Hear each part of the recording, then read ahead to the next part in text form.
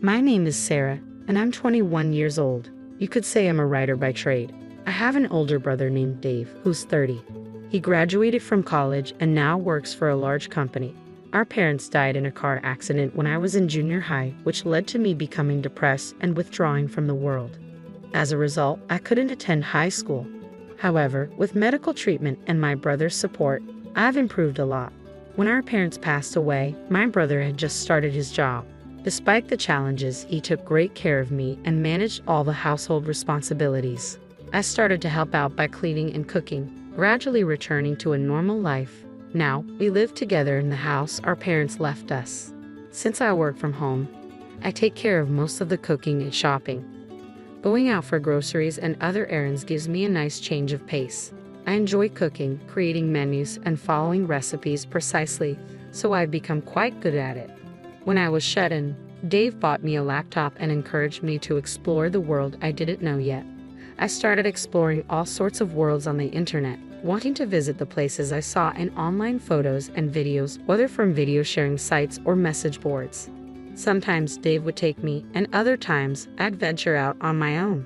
Without Dave's support, I might still be shut in. Eventually, I learned about the concept of working from home. Bit by bit, I started working, which led to more opportunities to go out, and I managed to return to a normal life. After our parents passed away, Dave became like a parent to me. He has this perfect balance of kindness and strictness. He was always serious about his studies, which helped him secure a job at a major company after graduating from a national university. Now, 7 years have passed, and he's been promoted to a senior position. There's been a change in Dave.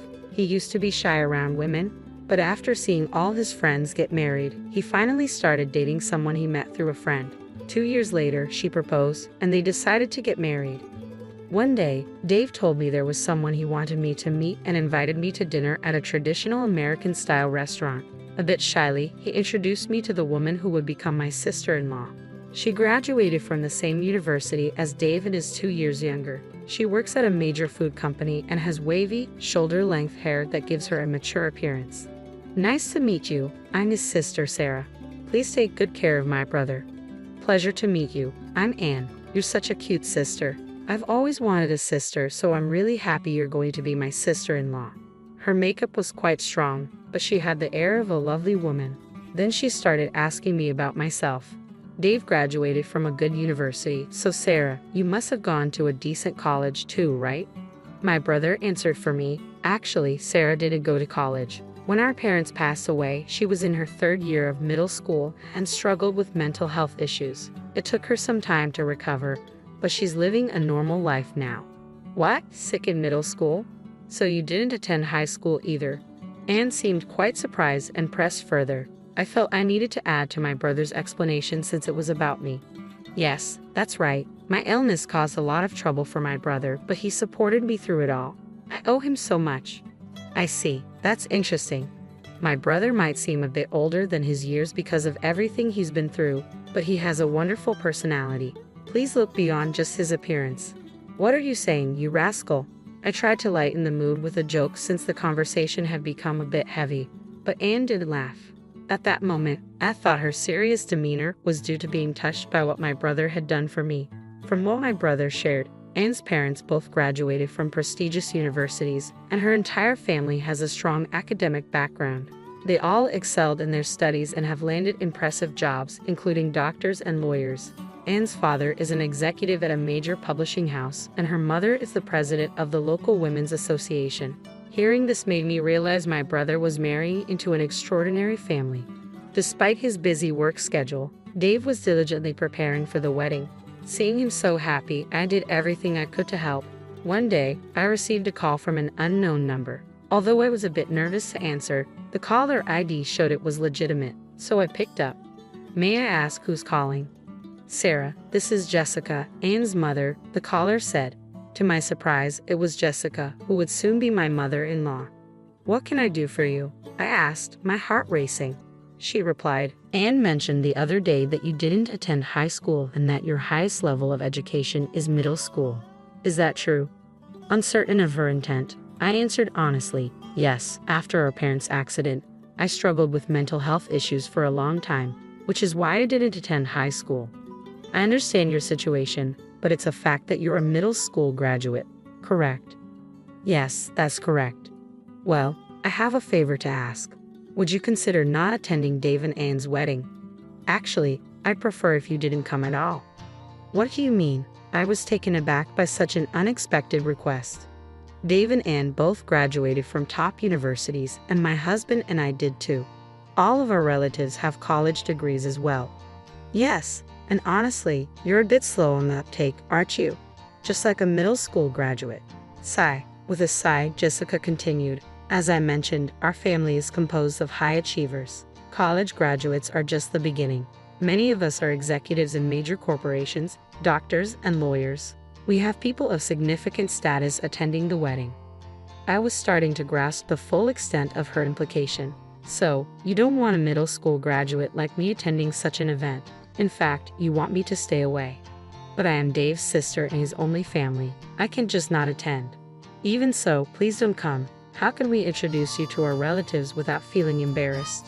Do you understand? I've conveyed our wishes.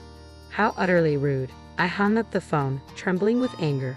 It was clear that their parents had an obsession with appearances and social status, making me, a middle school graduate, an embarrassment to them. I've never been ashamed of my life, nor do I believe I deserve ridicule. But could my presence make my brother unhappy? If stepping back would ensure his happiness and a bright future, then I would consider it. I've caused him so much trouble already, and I want him to be happy more than anything. Yet being rejected for who I am is something I can't accept. My thoughts were in turmoil. I discussed the situation with my brother. He reassured me, "Don't worry. You're my sister and my only family. Attend my wedding with confidence. I'll stand by you no matter what. But if my presence causes you trouble, I'm willing to stay away," I said. "That won't be a problem. You're my only sister. It would be disgraceful for a brother not to protect his sister," he replied. "Dave, thank you." His words gave me strength, and I decided to attend the wedding with renewed resolve. On the day of the wedding, when my uncle, the family representative, introduced me, Anne's parents gave me disapproving looks. My brother seemed to notice their reaction too. At the reception, our seating was placed at the very back, facing the head table. I wonder if they had forgotten to arrange a seat for me, but there it was. As I sat down, I could feel the sharp, uncomfortable glances, particularly from Jessica, my future mother-in-law. She approached me and said, "Why are you here? Didn't I make it clear that your presence would bring shame to our family?" "I am his biological sister and have every right to be here," I replied firmly. Jessica responded with disdain. Such audacity from a middle school graduate. "You'll remember this." With those cutting words, she walked away. Then, the bride and groom made their entrance. I couldn't help but smile at Dave, who looked so different from usual. Anne was sparkling and dressed beautifully. As the initial greetings concluded, Jessica stood up and approached the MC. Taking the microphone, she announced loudly, "All of our family members are college graduates with esteemed careers. We believe Dave is a good match for our family, but there's one issue." She paused for effect before continuing, "It's his sister, a middle school graduate. She is an embarrassment to our family. We request that the groom disown her. If that isn't possible, the marriage cannot proceed."